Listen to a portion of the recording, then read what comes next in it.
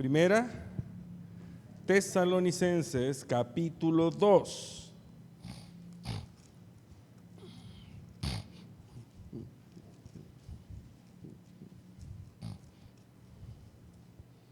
Primera Tesalonicenses, capítulo 2. Estaba un poquito así como se me habían cruzado los pasajes, porque el pasaje de esta noche tiene algo que ver con Segunda de Pedro, capítulo 1 que estamos compartiendo, porque tiene que ver con el fruto. Y entonces de repente se me había como desajustado los capítulos con los versículos, ¿verdad? Porque hoy vamos al 2:1, pero en Pedro estamos en el 1:5-15, y de repente me preguntan y dudé, ¿verdad?, con los versículos. Pero sí, vamos a primera Tesalonicenses, capítulo 2, versículo 1. Para hacer un poquito de contexto, ya que es un inicio de capítulo, vamos a leer hasta el verso 4. Porque vosotros mismos sabéis, hermanos, que nuestra visita a vosotros no resultó vana, pues habiendo antes padecido y sido ultrajados en Filipos, como sabéis, tuvimos de nuevo en nuestro Dios para anunciaros el evangelio de Dios en medio de gran oposición, porque nuestra exhortación no procedió de error, ni de impureza, ni fue por engaño, sino que según fuimos aprobados por Dios para que se nos confiase el evangelio. Así hablamos, no como para agradar a los hombres, sino a Dios, que prueba nuestros corazones. Amén. Vamos a quedarnos ahí, aunque vamos a enfocarnos en el versículo 1 del capítulo 2 esta noche. Nos encontramos, hermanos, ante una iglesia que lo hemos venido compartiendo desde el inicio, una iglesia modelo, ¿verdad? Una iglesia trabajadora, una iglesia con fe, una iglesia que no se detenía, una iglesia que había hecho cambios radicales en su contexto.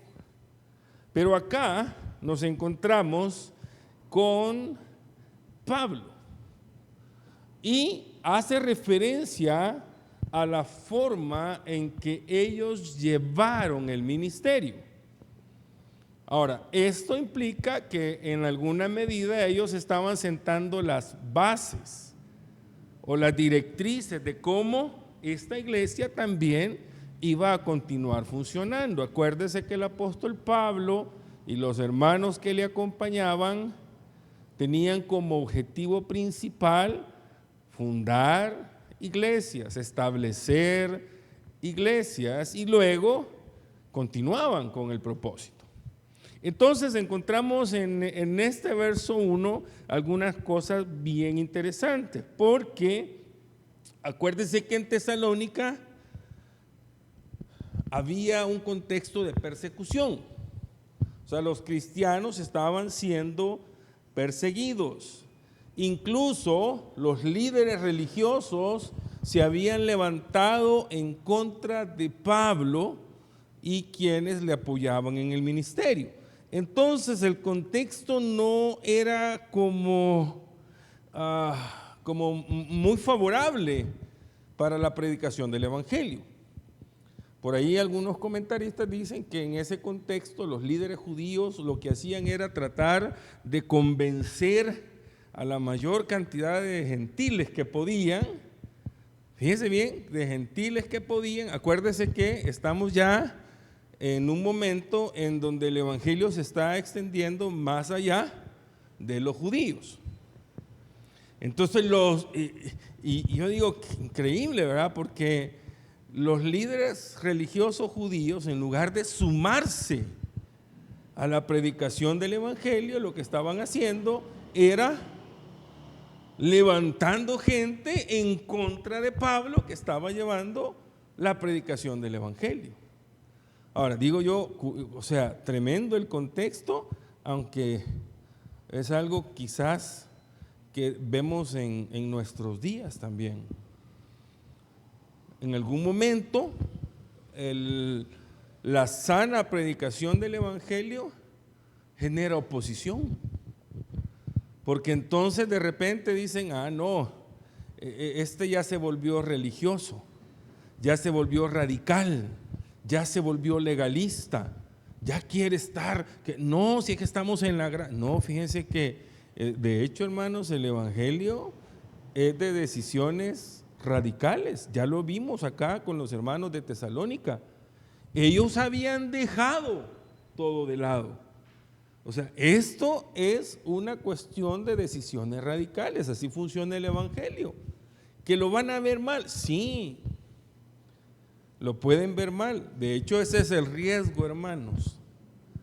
A mí, yo cuando leo ciertas frases me encanta porque digo, ¿cómo nos hemos perdido y extraviado de la realidad de la vida cristiana? Si nos vamos a los liderazgos, Jesús dice no vino para ser aplaudido, vino para servir, ¿verdad? O sea, Jesús no vino buscando posiciones, estatus, y más, vino a poner en riesgo su vida. Incluso se opuso a los principales líderes religiosos. ¿Por qué creen ustedes que buscaban ocasión para matarle, como se lee muchas veces en los evangelios? Por la predicación del evangelio, por la verdad que Jesús revelaba a través de los momentos en que compartía el mensaje con el pueblo. Le seguía, confrontó a los líderes religiosos. Mire, uno se asusta, se asusta en el buen sentido de la palabra cuando encontramos en los evangelios a un Jesús llamando a los líderes religiosos sepulcros blanqueados. Sí, imagínense hoy en día Jesús de repente, si uno no anda cumpliendo bien su ministerio, ¿verdad? Y se lo encuentra y le dice, vení para acá, sepulcro blanqueado. Yo creo que, ¿verdad? Eso es como aquello de que el mismo Señor Jesús, ¿verdad?, le dijo a sus discípulos y a los que estaban por ahí cerca también, cuando le dijeron, ay, qué dura es tu palabra, ¿verdad? Y Jesús no les dijo, le voy a bajar unas rayitas, ¿verdad?, se las voy a suavizar. Jesús no les dijo eso. Jesús les dijo, ¿quieren irse ustedes también? Váyanse. Y cualquiera diría, Jesús, sí. Lo que pasa, hermanos, es que cuando hablamos de fe, la fe no es negociable. Los principios y los valores y las bases fundamentales del evangelio no son negociables. Y entonces eso es lo que muchas veces genera confrontación. Desde el tiempo de Jesús, Jesús generó confrontación con los líderes religiosos porque los señaló. El evangelio que estos líderes religiosos presentaban era muy diferente. De hecho, como se quedaron sin aceptar que Jesús era el Mesías, pues ellos pues todavía estaban con los sacrificios, ellos todavía estaban con la ley, ¿verdad? Cuando el mismo Jesús había abierto la puerta para la gracia. Y cuando leemos cartas como Gálatas, Efesios, nos vamos a dar cuenta la tremenda oposición, y todos lo justificaban a la ley. No, es que tiene que ser como la ley. Un momento en que les dice, vaya, está bien, ya aceptaron a Jesús, pero tienen que circuncidarse, tienen que guardar la ley de Moisés. O sea, era tremendo. Entonces Pablo en ese momento, llevando la predicación a Tesalónica, nos damos cuenta que a pesar de la confrontación, a pesar de todo aquello, el riesgo que había, el ministerio de Pablo y los hermanos que lo apoyaban estaba dando fruto. Fíjese bien, mire cómo dice el versículo 1, porque vosotros mismos sabéis que, hermanos, que nuestra visita a vosotros no resultó vana. Ahora, esto tiene que ver, por supuesto, ¿verdad?, con el mismo respaldo espiritual que Pablo tenía. Cuando vamos al Evangelio de Juan, capítulo 15, un versículo muy conocido, un pasaje muy conocido, el pasaje de la vid, cuando vamos a Juan, capítulo 15, encontramos algunos versículos que son claves. De hecho, estaba haciendo el soporte, por eso es que la Biblia, hermanos, tiene una interrelación tremenda. Juan capítulo 15, verso 16. No me elegisteis vosotros a mí, sino, dice, que yo os elegí a vosotros y os he puesto para que vayáis y llevéis fruto, y vuestro fruto permanezca. Acá hasta ya no vale el resto del versículo, ¿verdad? Y todo lo que pides el Padre en mi nombre, pues será concedido. Pero dice, yo los he puesto para que ustedes lleven fruto. Bueno, en este caso está diciéndolo en plural, ¿verdad? Porque acuérdese que, para que vayáis y llevéis fruto, está sin la S, porque hay una base para los frutos y este es el fruto del Espíritu Santo. O sea, porque la Biblia dice los frutos del Espíritu, es el fruto, o sea, es uno solo, pero tiene 9 elementos, ya los conoce: amor, gozo, paz, paciencia, ¿verdad? Ahora bien, ahora sí, dice, y vuestro fruto permanezca, o sea, va a tener una constancia que los va a llevar a ustedes a estar ahí, perseverantes. Ahora, cualquiera diría, bueno, pero los frutos siempre tienen que ser abundantes o tienen que, ¿cómo funciona? Porque hay un momento en que Jesús dice, para que llevéis mucho fruto. O sea, el fruto es el resultado no solamente del trabajo que usted hace como cristiano, como ministro, como creyente, sino que también el trabajo que el Espíritu Santo realiza en su vida. Yo he escuchado muchas historias de personas que pasaron años impulsando un ministerio y que de repente, cuando ya no está en ese ministerio, crece. Y dicen, bueno, ¿y por qué cuando él estuvo no creció? Bueno, porque la semilla fue la que se sembró, y la semilla, para que dé fruto, tiene que morir muchas veces.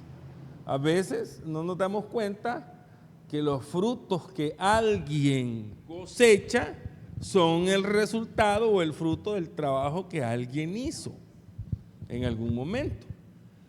Ahora, como la Biblia no nos deja a nosotros sin respuesta, hay un momento en que dice, bueno, Apolo sembró, Pablo regó, pero el fruto lo da ¿quién?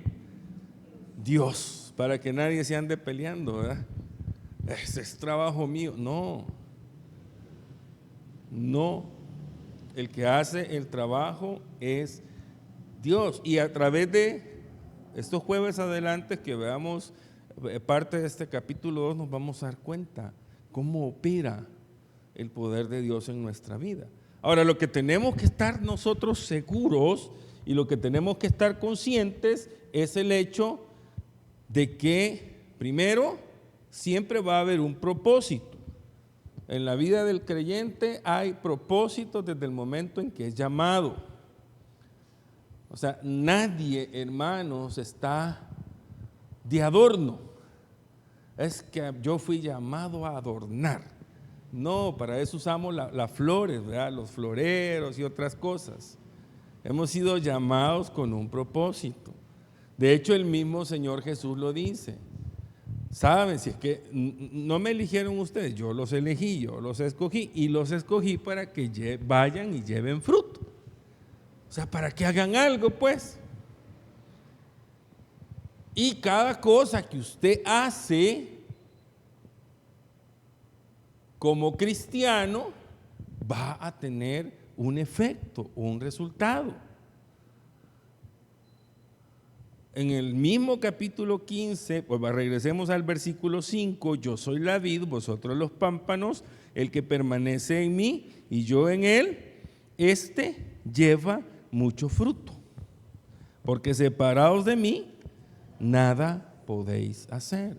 Entonces, hermanos, Pablo era un hombre que había puesto su confianza, su vida, todo su ser en las manos del Señor. Y eso no era algo nuevo, de que, bueno, como ya Pablo y Jesús. No, hermano, eso ha sido de siempre. Lo que pasa que como el ser humano siempre ha tenido ese rechazo, ¿verdad?, a tener una relación con Dios de manera completa, de manera genuina. Veamos al pueblo de Israel. El pueblo de Israel vio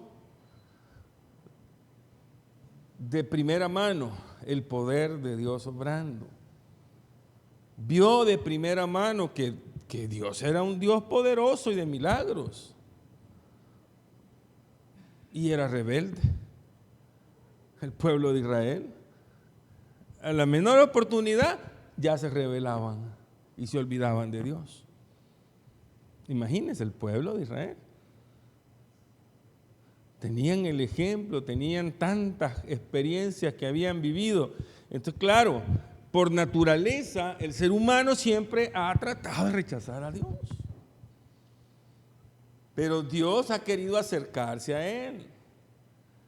Y no solo para bendecir su vida, para tener una relación con Él, para darle seguridad eterna, para usarlo también. Jeremías capítulo 17, Jeremías capítulo 17, versos 7 y 8. Mire que esto no es algo nuevo. Mire lo que dice Jeremías capítulo 17, versos 7 y 8.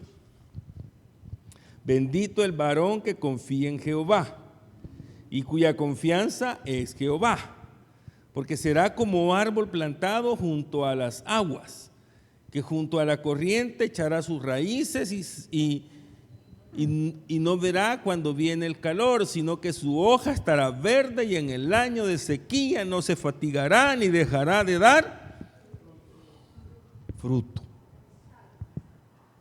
Luego el salmista tomará también esta expresión. ¿Qué significa eso? Al final,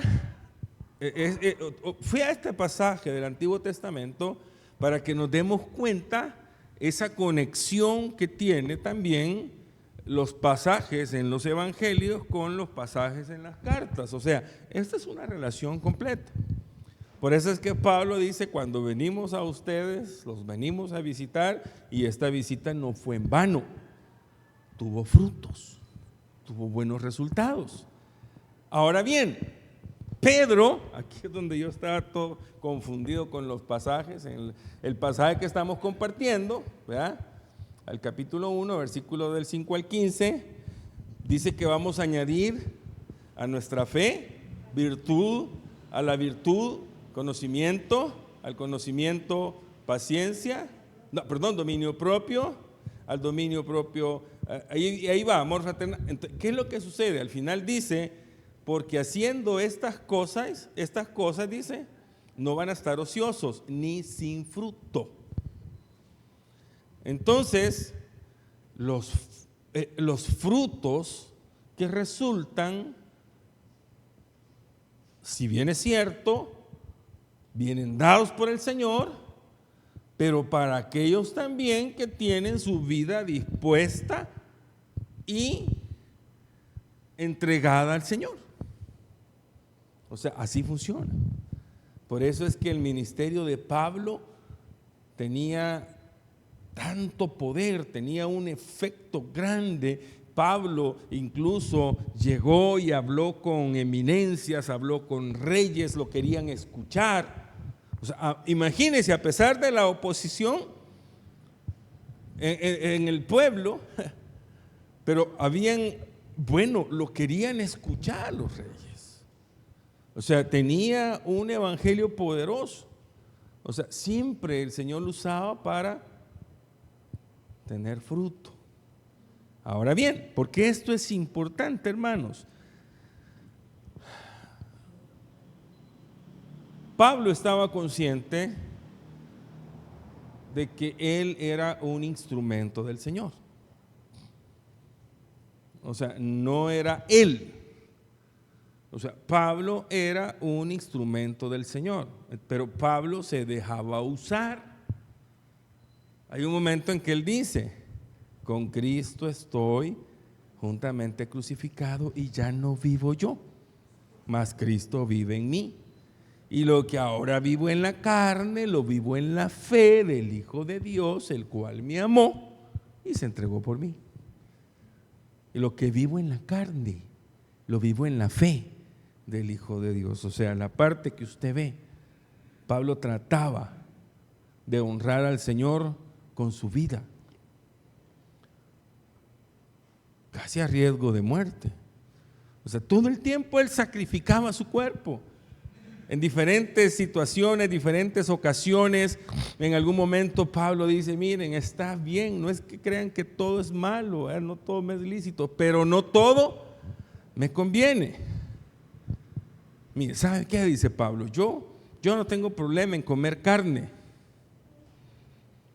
No. Ahora, si yo ya me enteré que esa carne la sacrificaron a los ídolos, ya es cuestión de conciencia. Si lo hago o no lo hago, yo sé que no debería hacerlo, porque si alguien se dio cuenta de que yo me enteré de que la sacrificaron a los ídolos y yo estoy comiendo, tengo problemas, dice Pablo. Es más, dice, y aún así no tendría problema, porque esos a los que les sacrifican la carne no son nada, no tienen poder ni nada, me la puedo comer, no tengo problema, pero no me la voy a comer, dice. ¿Sabe por qué? Para no hacer caer a mi hermanito más débil. O sea, Pablo prefería abstenerse. Hoy en día no, ¿verdad? Si el hermano, hay que ver a él qué piensa, si esto yo creo que no es malo y ¿para qué? No. O sea que Pablo tenía hasta ese grado de abstinencia. Él estaba consciente, no es malo, no lo voy a hacer por mi hermanito que es débil, porque lo amo y no lo quiero hacer caer, no le voy a servir de piedra de tropiezo. Hoy no, hoy la gente hace lo que no es correcto y al que es débil en la fe se lo quiere llevar de encuentro. Véngase, hombre, si no es malo, hombre. Pero es que voy para la iglesia. Ay, vamos el otro domingo, mire, vamos a echar una paseadita. Ay, usted. Si Dios no se va a enojar con usted porque no vaya. Y ahí encontramos hoy a gente que deja aventados sus privilegios en las iglesias. O sea, gente que ve yo lo dije muchas veces hoy en la fecha de Semana Santa. Lo dije. O sea, si nosotros realmente, si la gente tuviera conciencia, si la gente amara a Dios realmente, jueves, viernes y domingo habría más gente en las iglesias que en la playa. Y así es. Así es. O sea, seguir a Jesús es negarse a uno mismo. No, es que es vacación. El sistema que el mundo ha establecido lo da como vacación.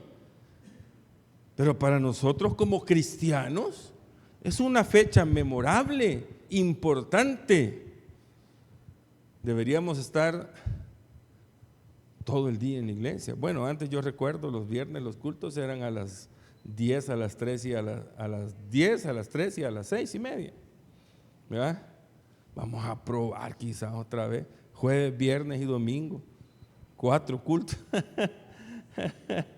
O sea, si realmente estamos agradecidos como decimos, creo que valoraríamos más eso.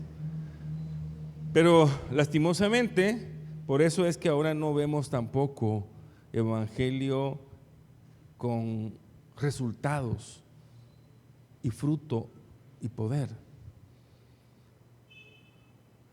sino que vemos todo lo contrario. En los versículos anteriores, Pablo dice, ustedes se dan cuenta cómo nosotros les hemos presentado este evangelio. O sea, por eso es que ha tenido resultados. En aquel contexto, hermanos, había una necesidad también. Esa necesidad sigue estando hoy en día. Lo que pasa es que en algún momento, cuando se presenta el evangelio tal y como debe ser, pues muchos lo sienten pesado y como una carga. Ahora, si usted ha tenido un encuentro real y genuino con el Señor, usted realmente va a entender que esto no es una carga. El mismo Jesús lo aclaró y él dijo, y ligera mi carga. O sea, ¿sabe por qué? Porque cuando nosotros venimos al evangelio no se trata de las cargas que vamos a llevar. Cuando nosotros venimos al evangelio lo que hacemos es que le damos nuestras cargas al Señor. Y cuando es de esa forma, entonces entendemos que no es que sea difícil, que no es que sea duro. Claro, tenemos una batalla con la carne, ¿verdad? Porque la carne quiere estar contenta, la carne quiere estar cómoda. Entonces es lógico que si no dejamos nosotros que Dios actúe y que obre, no se puede. Ahora, todos estamos en un proceso en donde cada vez vamos cediéndole más de nuestra vida al Señor. Así funciona este proceso. Ahora, si todo el tiempo hay una confrontación y estamos, como la gente dice, con un pie adentro y con un pie afuera, espiritualmente, quiero aclarar, esto no se puede. Exacto. Muchos tienen esa idea. Ay, es que estás con un pie adentro y con un pie afuera. Lamento decirle que lo han engañado toda la vida, porque eso no se puede. O estamos adentro o estamos afuera. Entonces lo que pasa es que mucha gente está afuera a las de la pared del evangelio. Eso es lo que pasa, pero están afuera. Están sombreándose del evangelio, pero están afuera. No, yo no sé si usted se ha dado cuenta, pero he escuchado esa frase, ¿verdad? Ay, es que quiere estar con un pie adentro y un pie afuera. No, eso no se puede. O estamos adentro o estamos afuera. Pero, o están afuera. No, yo no quiero estar afuera. Si estamos adentro, lo entendemos. Y aquí viene el efecto que esto estaba causando en la vida de Pablo. Cuando usted está adentro en el Señor, usted entiende que Dios lo va a usar de diferentes maneras. En el caso particular de Pablo, Dios lo estaba usando para llevar la predicación del evangelio a diferentes lugares en el contexto de aquel entonces de Asia y todo eso. Ahora, esto no ha cambiado, hermanos. Dios sigue usando a las personas.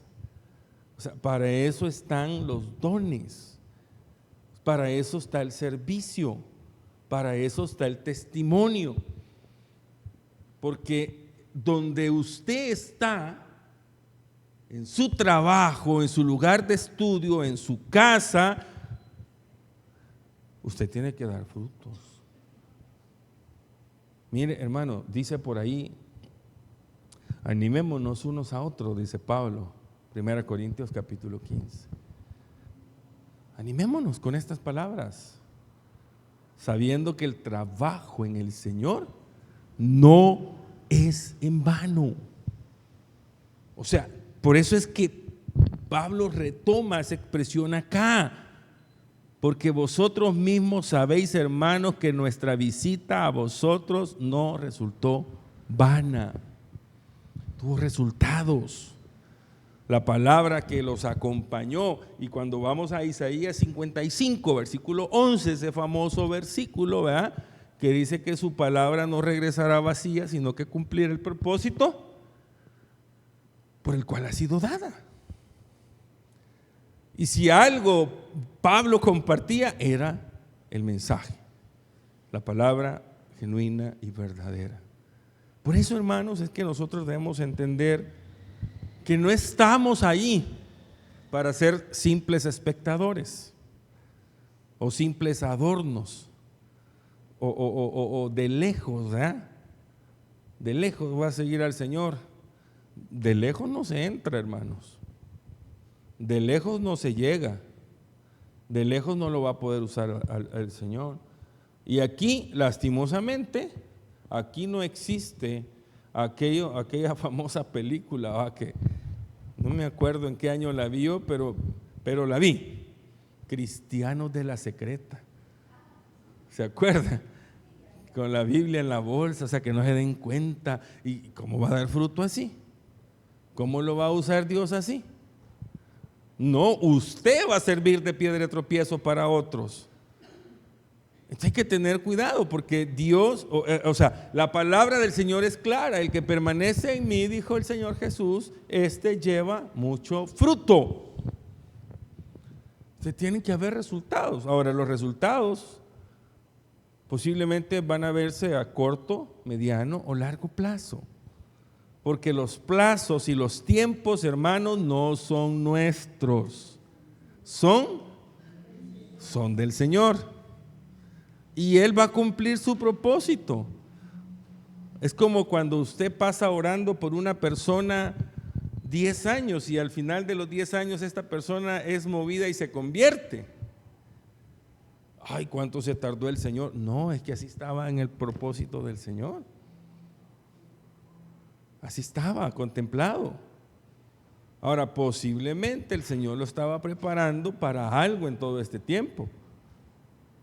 Porque pasa muchas veces, ¿verdad? El Señor tiene tratos con nosotros, hermanos, que hasta que ya estamos en el puesto y con todo, entendemos muchas cosas. A mí me pasó, yo entendí muchas cosas hasta que ya estaba allí y todavía no me caía el 5, ¿verdad? Pero así funciona el Señor.